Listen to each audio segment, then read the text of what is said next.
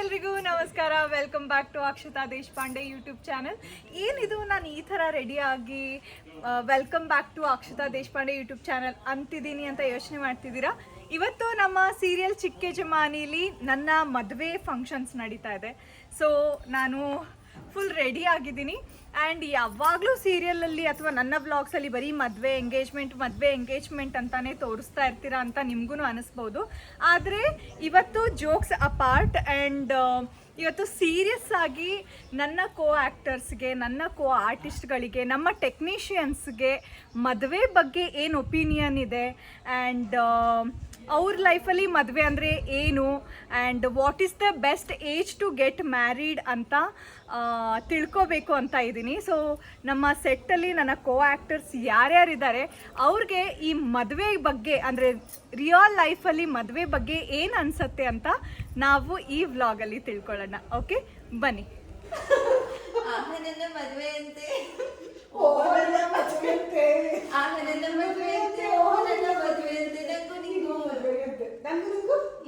ಏನಂತೆ ಲೋಕವೆಲ್ಲ ಗೊಲ್ಲಂತೆ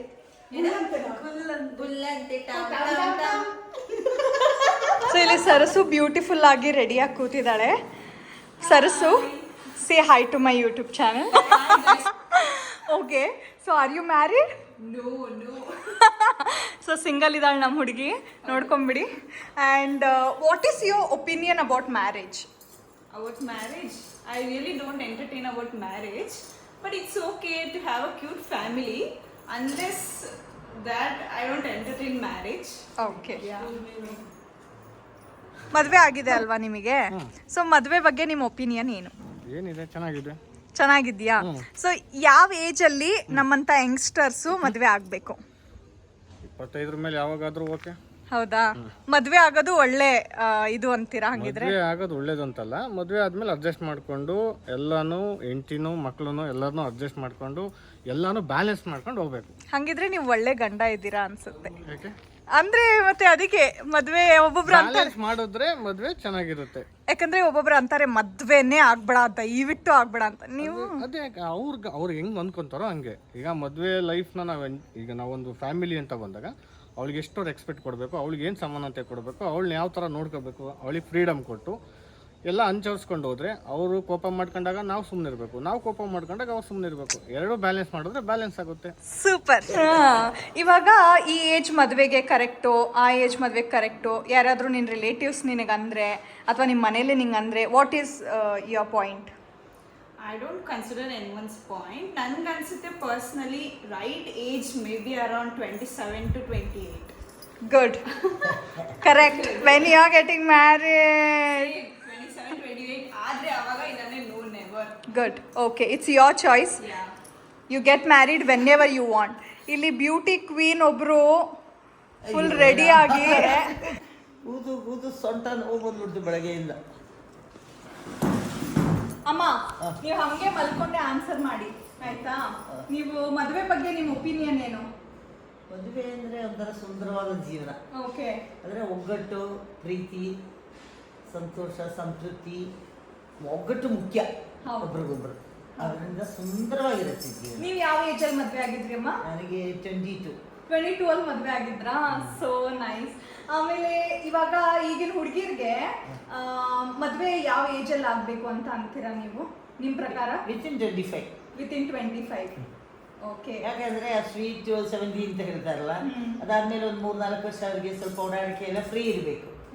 ಅದಾದ್ಮೇಲೆ ಮದುವೆ ಆದ್ಮೇಲೆ ಅಲ್ಲೋಗ್ಬೇಡ ಇಲ್ಲೋಗ್ಬೇಡ ಅಂತ ಹೇಳಿದ್ರೆ ಕಷ್ಟ. ಕೆಲವರು ಏನು ಪರವಾಗಿಲ್ಲ, ನಿನ್ನ ಪಾಡಿಗೆ ನೀನಲ್ಲಿ ಬ್ಯೂಟಿ ಪಾರ್ಲರ್ ಹೋಗ್ತೀಯೋ, ಫ್ರೆಂಡ್ಸ್ ಜೊತೆಗೆ ಹೋಗ್ತೀಯೋ ನಂಗೆ ಗೊತ್ತಿಲ್ಲ ಅಂದ್ರೆ ಕೆಲವರಿಗೆ ಏನಕ್ಕೂ ಬಿಡಲ್ಲ. ಜೊತೆಯಲ್ಲೇ ಇರಬೇಕು, ಇಲ್ಲಾಂದ್ರೆ 7 ತಂಗಿ ಮನೇಲಿ ಕೂತಿರ್ಬೇಕು ಅಂತೆಲ್ಲ ಇರುತ್ತೆ. ಅದು ಚೆನ್ನಾಗಿರಲ್ಲ ಅಂತ ನಂಗೆ ಅನಿಸುತ್ತೆ. ಮಕ್ಕಳು ಸ್ವಲ್ಪ ಹೆಣ್ಮಕ್ಳಿಗೆ ಫ್ರೀಡಮ್ ಕೊಡಬೇಕು. ಸೂಪರ್. ಇವಾಗ ಹುಡುಗಿರು ಇಂಡಿಪೆಂಡೆಂಟ್ ಆಗಿರ್ಬೇಕಾ ಅಥವಾ ಮನೇಲಿ ಹೌಸ್ ವೈಫ್ ಆಗಿರ್ಬೇಕಾ ನಿಮ್ ಪ್ರಕಾರ? ಇಂಡಿಪೆಂಡೆಂಟ್ ಆಗಿ ಇರ್ಬೇಕು. ಅಮ್ಮ ಆಲ್ಮೋಸ್ಟ್ 60+ ಅಮ್ಮ 80. ಓ ಅಮ್ಮ 80+ ಆದ್ರೂನು ಶಿ ಈಸ್ ಸ್ಟಿಲ್ ವರ್ಕಿಂಗ್. ನಾವೆಲ್ಲ ಅವ್ರನ್ನ ನೋಡಿ ಇನ್ಸ್ಪೈರ್ ಆಗಬೇಕು. ಅವ್ರು ಆಬ್ವಿಯಸ್ಲಿ ಸ್ವಲ್ಪ ಶಾರ್ಟ್ ಇಲ್ಲದೆ ಇರುವಾಗ ಈ ಥರ ರೆಸ್ಟ್ ಮಾಡ್ತಾರೆ, ಬಿಟ್ರೆ ಶಾರ್ಟ್ ಅಂದ ತಕ್ಷಣ ಅವ್ರು ಯಾವ ಥರ ಜಿಂಕೆ ಮರಿ ಥರ ಓಡ್ತಾ ಇರ್ತಾರೆ. ಯಾಕೆ ಗೊತ್ತಾ, 2-3 ಸಲ ಕಾರ್ ಆಕ್ಸಿಡೆಂಟ್ ಆಗಿದೆ. ಹೌದು. ನನ್ನ ಮೊಮ್ಮಗ ಸಡನ್ ಆಗಿ ಇದು ಆಕ್ಸಿಡೆಂಟ್ ತಿಳ್ಕೊಂಬಿಟ್ಟ. ಇದೆಲ್ಲ ನನಗೆ ಸ್ವಲ್ಪ ಮೈಯೆಲ್ಲ ತುಂಬ ಕಷ್ಟ ಆಗ್ತದೆ. ಯಾಕೆಂದ್ರೆ ನಿಮ್ಮದ್ರ ಜೊತೆಗೆ ನಂಗೆ ಇರಬೇಕಲ್ಲ. ಇಲ್ಲಾಂದ್ರೆ ಯಾರ ಮೇಲೆ ಕೊಡ್ತಾರೆ, ಅಯ್ಯೋ ಮುದುಕಿಯಲ್ಲಿ ಬಿದ್ದಿದ್ದಾಳೆ ಅಂತಾರೆ. ಹ್ಯಾಂಡ್ಸಮ್ ಬಾಯ್ ನಮ್ಮ ಶಿಷ್ಯ. ನಿನ್ಗೆ ಮದುವೆ ಆಗಿದೆಯೇನೋ? ಆಗ್ತೀಯಾ?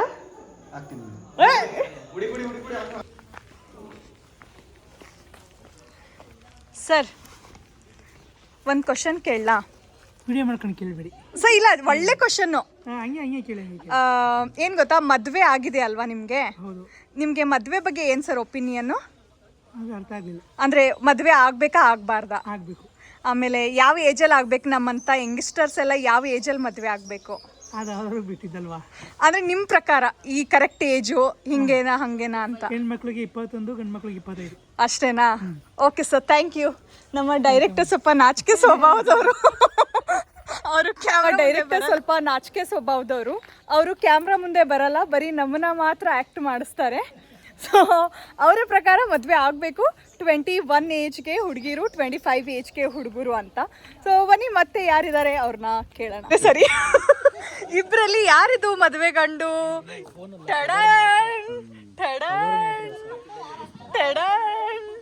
ಓಕೆ, ಇಬ್ಬರಲ್ಲಿ ಯಾರು ಮದುವೆ ಗಂಡು ಇಲ್ಲಿ?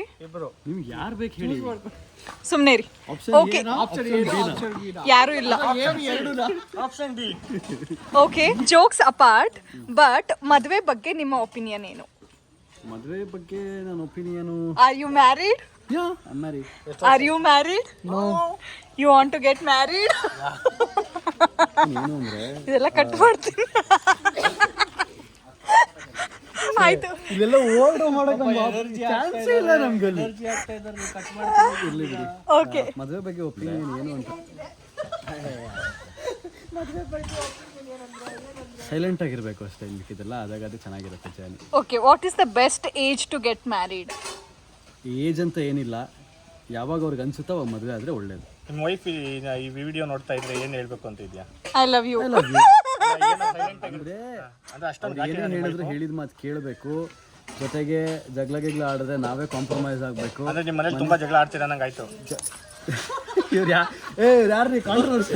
ಓಕೆ, ನಿಮ್ಮ ಮದುವೆ ಅಭಿಪ್ರಾಯ? ಸಾರಿ, ಎಕ್ಸ್ಪೀರಿಯನ್ಸ್ ಇಲ್ಲ, ಅದರಿಂದ ನನಗೆ ಗೊತ್ತಿಲ್ಲ. ಅಲ್ಲ, ಮದುವೆ ಎಕ್ಸ್ಪೀರಿಯನ್ಸ್, ಬರೀ ಮದುವೆ ಎಕ್ಸ್ಪೀರಿಯನ್ಸ್ ಕೇಳ್ತಿದ್ದೀರಾ?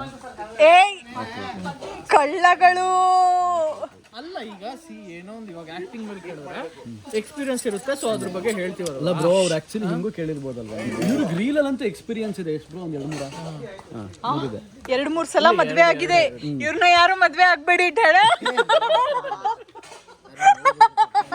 ಈಗ ನಮ್ಮ ಅಜ್ಜಿ ರಿಯಾಕ್ಷನ್ ನೋಡಿ ಈಗ ಉಂಟೆ ತರ ಯೋಚನೆ ಮಾಡ್ತಾ ಇದ್ದಾರೆ ನೋಡಿ.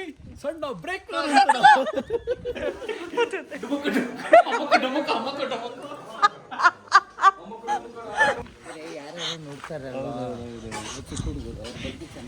ಎರಡು ಮೂರು ಮದುವೆ ಆಗಿದೆ.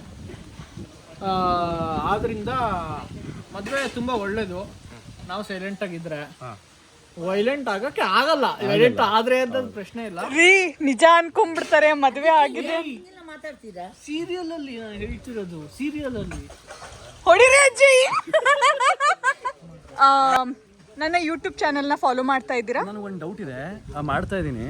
ಇದು ಬರೀ ಕನ್ನಡದಲ್ಲೇ ಬರುತ್ತಾ ಅಥವಾ ಎಲ್ಲ 5 ಲ್ಯಾಂಗ್ವೇಜಸ್ ಅಲ್ಲೂ ಲೈಕ್ ಡಬ್ ಆಗುತ್ತಾ? ಇದು ಪ್ಯಾನ್ ಇಂಡಿಯಾ. ಏನು ನೀವೆಲ್ಲರೂ ಆ ಸದ್ಯದಲ್ಲೇ ಸ್ಟಾರ್ ಆಗ್ತೀರಾ? ಡಬ್ಬಿಂಗ್ ಏನಾದ್ರು ಬರ್ಬೇಕಾ ವಿಡೈ ಅಂತ? ಡಬ್ಬಿಂಗ್ ಏನಾದ್ರು ಬೇರೆ ಕಡೆ ಬರ್ಬೇಕಾ? ಇಲ್ಲ ಪರವಾಗಿಲ್ಲ, ನಾನು ಅದನ್ನ AI ಮಾಡ್ತೀನಿ. Thank you guys, thank you. Bye bye bye. ಅದೇನು ಹೊಸ ಫೋನಾ? ಇಲ್ಲ ಬ್ರೋ, ಕವರ್ ಮಾತ್ರ. ಸಿದ್ದು ಅವರೇ, ಮದುವೆ ಆಗ್ಬೇಕಾ ಆಗ್ಬಾರ್ದಾ? ಆಗಬೇಕು ಮೇಡಮ್. ಮದುವೆ ಎಕ್ಸ್ಪೀರಿಯನ್ಸ್ ನಿಮ್ಗೆ ಹೇಗಿದೆ? ತುಂಬ ಚೆನ್ನಾಗಿದೆ. ಯಾವ ಏಜಲ್ಲಿ ಯಂಗ್ಸ್ಟರ್ಸ್ ಎಲ್ಲ ಮದುವೆ ಆಗಬೇಕು? ಯಂಗ್ಸ್ಟರ್ಸ್ ಅಂದ್ರೆ 25 ಒಳಗಡೆ ಮದುವೆ ಆಗಬೇಕು ಮೇಡಮ್. ಹೌದಾ? ಎಸ್. ಮತ್ತೆ ಹುಡುಗಿರು ಇಂಡಿಪೆಂಡೆಂಟ್ ಆಗಿ ಇರ್ಬೇಕಾ ಇರಬಾರ್ದಾ ಮದುವೆ ಆದ್ಮೇಲೆ? ಇರಬೇಕು. ಈ ತರ ಹೆಣ್ಣು ಇಲ್ಲಿ ನೋಡಿ ಒಂದು ವಾಕ್ಯದಲ್ಲಿ ಉತ್ತರಿಸಿ ತರ ಉತ್ತರ ಮದ್ವೆ ಆಗಿದೆ ಅಲ್ವಾ ನಿಮಗೆ? ಹೌದು. ಡೌಟಾ? ಇಲ್ಲ ಇಲ್ಲ ಅಂದ್ರೆ ಇಲ್ಲಿ ಕಾಂಪ್ಲಿಮೆಂಟ್ ತಗೋತಾ ಇರೋದು. ಇವಾಗ ಮದುವೆ ಬಗ್ಗೆ ನಿಮ್ಮ ಒಪಿನಿಯನ್ ಏನು? ಮದುವೆ ಬಗ್ಗೆ ಒಪಿನಿಯನ್ ಅಂತಂದ್ರೆ ಮದುವೆ ಮಾಡ್ಕೊಂಡ್ರೆ ಒಳ್ಳೇದು. ಆ್ಯಕ್ಚುಲಿ ಮಾಡ್ಕೊಂಡೇ ಇರಬಾರ್ದು. ಬಟ್ ಅದಕ್ಕೆ ಅಂತ ಒಂದು ಏಜ್ ಲಿಮಿಟ್ ಇದೆ. 19 ವರ್ಷಕ್ಕೆ 16 ವರ್ಷಕ್ಕೆ ಈ ಥರ ಎಲ್ಲ ಮದುವೆ ಆಗಬಾರ್ದು. ಸೆಟ್ಲಾಗಿ ಒಂಚೂರು ಕೆಲಸದ ವಿಷಯದಲ್ಲಿ ಅದು ಇದ್ರಲ್ಲ 30+ ಮಾಡಿಕೊಂಡ್ರೆ ಒಳ್ಳೇದು. ನಿಮಗೆ ಮದುವೆ ಅನುಭವ ಹೇಗಿದೆ ಮೇಡಮ್? ಹೇಗಿದೆ ಹೊಂದಾಣಿಕೆ ಎಲ್ಲ? ಚೆನ್ನಾಗಿದೆ. ಅಂಡರ್ಸ್ಟ್ಯಾಂಡಿಂಗ್ ಇರ್ಬೇಕು ಮೇನು. ಹುಡುಗ ಹುಡುಗಿ ಗಂಡ ಹೆಂಡತಿ ಅಲ್ಲ ಮೇಡಮ್, ಹುಡುಗ ಹುಡುಗಿ ಬೇರೆ ಮೇಡಮ್, ಮದುವೆ ಆದ್ಮೇಲೆ ಗಂಡ ಹೆಂಡತಿ ಆಗ್ತಾರೆ. ಹೌದು, ಆ ಗಂಡ ಹೆಂಡತಿ ಮಧ್ಯೆ ಅಂಡರ್ಸ್ಟ್ಯಾಂಡಿಂಗ್ ಅನ್ನೋದು ಇರಬೇಕು. ಅದಿದ್ರೇನೆ ನೆಮ್ಮದಿಯಾಗಿರೋಕ್ಕೆ ಸಾಧ್ಯ. ನೋಡಿ, ನಾವು ಬರೀ ಮದ್ವೆಗೆ ಬೆಳಿಗ್ಗೆಯಿಂದ ಸಂಜೆವರೆಗೂ ನಾನು ರೆಡಿ ಆಗ್ತಾನೇ ಇದ್ದೀನಿ. ಆ್ಯಂಡ್ ಅಷ್ಟರಲ್ಲಿ ನಮ್ಮ ಲಕ್ಷ್ಮಕ್ಕ ಇದ್ದಾರೆ ನಮ್ಮ ಸೆಟ್ಟಲ್ಲಿ. ನಮ್ಮೆಲ್ಲರಿಗೂ ಒಳ್ಳೊಳ್ಳೆ ಊಟ ಬಡಿಸ್ತಾರೆ. ಅಕ್ಕ, ನಿಮಗೆ ಮದುವೆ ಬಗ್ಗೆ ಏನು ಅನ್ಸತ್ತೆ? ಪ್ರಿಯಾ ಎಲಿಜಿಬಲ್ ಬ್ಯಾಚುಲರ್ ಇವಳು, ಮದುವೆ ಆಗೋದಕ್ಕೆ ಸಿದ್ಧ? ಪ್ರೀ, ಮದುವೆ ಬಗ್ಗೆ ನಿನ್ನ ಒಪಿನಿಯನ್ ಏನು? ಈಗ ಪ್ಲಾನ್ ಮಾಡ್ತಾ ಇದ್ದೀನಿ, ಮುಂದೆ ವರ್ಷ ನೋಡೋಣ. ನನ್ ಕೇಳಿದ್ರೆ ಮದ್ವೆನೇ ಆಗ್ಬಾರ್ದು. ಫಸ್ಟ್ ವ್ಯಕ್ತಿ ಇವಳು ಮದ್ವೆ ಆಗ್ಬಾರ್ದು ಅಂತ ಹೇಳಿದ್ದು. ಗುಡ್ ಗರ್ಲ್, ಹೇಳು ಮತ್ತೆ. ಸಿಂಪಲ್ ವಿಷಯ. ಆಮೇಲೆ ಒಟ್ನಲ್ಲಿ ನಿನ್ನೇನು ಮದ್ವೆ ಆಗೋ ಯೋಚನೆ ಇಲ್ವಾ? ಮದ್ವೆ ಆಗಲ್ಲ. ಮತ್ತೇನಾರು ಹೇಳು. ಅಷ್ಟೇ, ಮದ್ವೆ ವಿಷಯದಲ್ಲಿ ನನಗೆ ಅಷ್ಟೊಂದೇನು ಇಲ್ಲ, ಇಂಟ್ರೆಸ್ಟ್ ಇಲ್ವಾ? So okay, time heels everything.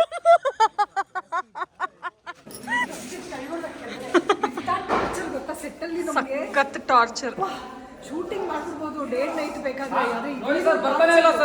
ನಿಮಗೆ ಮದುವೆ ಆಗಿದೆಯಾ? ಮದುವೆ ಆಗಬೇಕಾ ಯಂಗ್ಸ್ಟರ್ಸು ಈಗಿನ ಜನರೇಷನಲ್ಲಿ, ಅಥವಾ ಆಗಬಾರ್ದಾ?